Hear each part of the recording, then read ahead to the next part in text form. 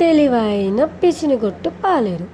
ఒక ఊరిలో రంగడు అనే ఒక వ్యక్తి ఉంటాడు. రంగడు ఆ రోజు బియ్యం సంచిని తల మీద పెట్టుకొని మాట్లాడుకుంటూ నడుచుకుంటూ వస్తూ ఉంటాడు.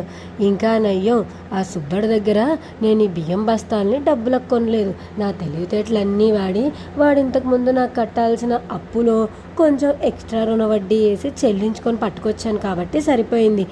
నా తెలివితేటలే కనుక లేకపోయింటే ఈ ఊరి జనం నన్ను ఎంత మోసం చేసేవారో అని అనుకుంటూ ఇంటి ముందు కసులు కొట్టుకుంటూ ఉంటాడు. అప్పుడే తన భార్య వచ్చి తనతో ఇలా మాట్లాడుతుంది. ఏంటండి మీరు చేసిన పనులు? అక్కడ వాడికి సుబ్బడికి వడ్లు తీసుకొని బియ్యం తీసుకొని డబ్బులు కట్టకుండా వచ్చారంట కదా, వాడు ఊరందరికీ చెప్తున్నాడు. అందరి ముందర పరువు పోతుంది.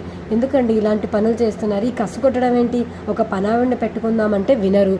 మీతో నేను వేగలేకపోతున్నాను. మీ వల్ల నా పరువు అంతా పోతుంది ఊరందరి దగ్గర. ఏమిటి, పరువు అంతా పోతుందా? అయితే సరే, నువ్వు ఊరందరితో మాట్లాడడం మానే, అంతేగాని నేను ఈ పనులు చేయడం అయితే మానేను. నేను ఇలాగే ఉంటాను.